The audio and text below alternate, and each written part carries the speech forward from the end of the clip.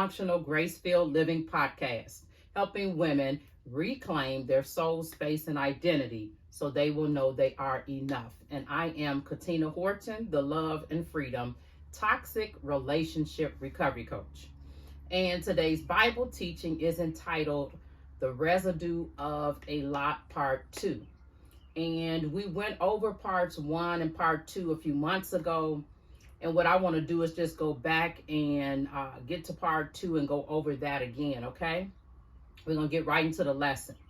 So the second way that you know that there is a residue of a lot is that you reach a fork in the road and you can't move forward, right? And when we talk about a lot, we're talking about as in Lot, Abraham's nephew, as well as having a lot of clutter in your life. And clutter is an excess of emotional, psychological, physical, spiritual, financial, social, relational, cultural, professional, all those different areas, having an excess of those and being so tied to those things, okay? And so you're presented with either staying behind in the should have, would have, could have, if only scenario, or and then you're waiting for the ship that has already sailed. When that incident happened, you're waiting for that ship to come back to the port and pick you up so that you can rewrite a story that can never be rewritten. Okay, we can only move forward. We can't go backwards and redo something that was already done, right? That ship has sailed. And it sailed when that particular event took place. So we'll be waiting there on the port forever, hoping and wishing that we would have made different choices, hoping and wishing that the other person involved in the situation would have made different choices, just hoping and wishing and nothing happening as the end result, right? The ship has sailed. But then what happens is we'll end up being caught up in a vicious cycle of self-gaslighting, other gaslighting with other people, self-pity, shame, blame, rejection, anger, regret, resentment, bitterness, and this is all going to prevent us from moving forward.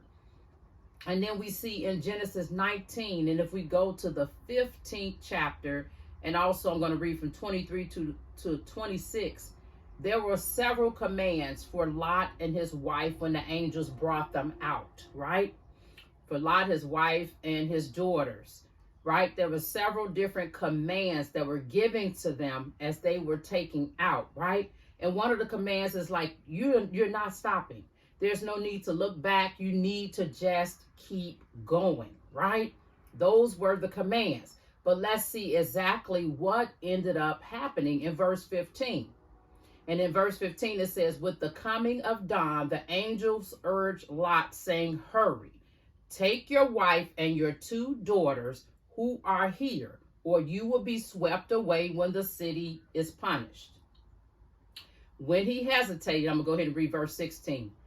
His 2 daughters, right? When he hesitated, the men grabbed his hand and the hands of his wife and his 2 daughters and led them safely out of the city, for the Lord was merciful to them.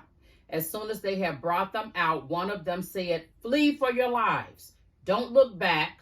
Here's the commands here. Don't stop anywhere in the plain. Flee to the mountains or you will be swept away.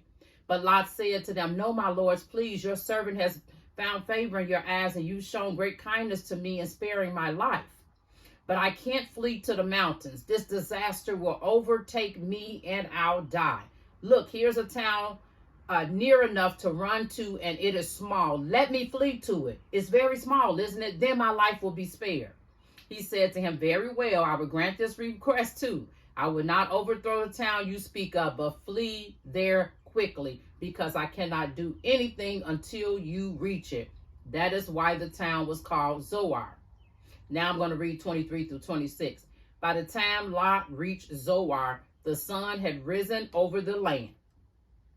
Then the Lord rained down burning sulfur on Sodom and Gomorrah from the Lord out of the heavens. Thus he overthrew those cities and the entire plain, destroying all those living in the cities, and also the vegetation in the land. But Lot's wife looked back and she became a pillar of salt.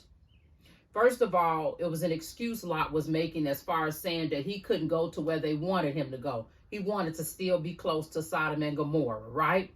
And then that's where his heart was. And then to show further, his wife was even another step because she looked back. And that was one of the commands that were given, right? Lot had to just be a little bit on the borderline of that place. And then his wife said, I got to just get one last look. And sometimes there are things going on in our lives and we just got to get one last look at that man, right? That narcissistic man, that man that's got that spirit of vulnerable narcissism going through him, communal narcissism going through him, right? Malignant narcissism, all the above, whatever is on the spectrum. We got to get one last look. And that one last look could literally be the death of us. Like it was with Lot's wife, that one last look. Like I got to just go see. I just got to get tasted. We got to what? We got to come out, right? As the scriptures say, come ye out from among them, right? And keep going. We reach that fork in the road. We cannot afford to, at this point in time and period, we cannot afford to look back. We cannot be affording to get some just outside of that place, just on the borderline, like kids try to see just how far they can go with the parent before they get in trouble. We can't afford to be in that position of playing around with all of these boundaries and whatnot, and playing around with God, and playing around with the instructions that he's given us when it comes to what? To moving forward. Stay tuned for the next episode next week, where we will dive deeper rather into the residue of a lot. Be blessed.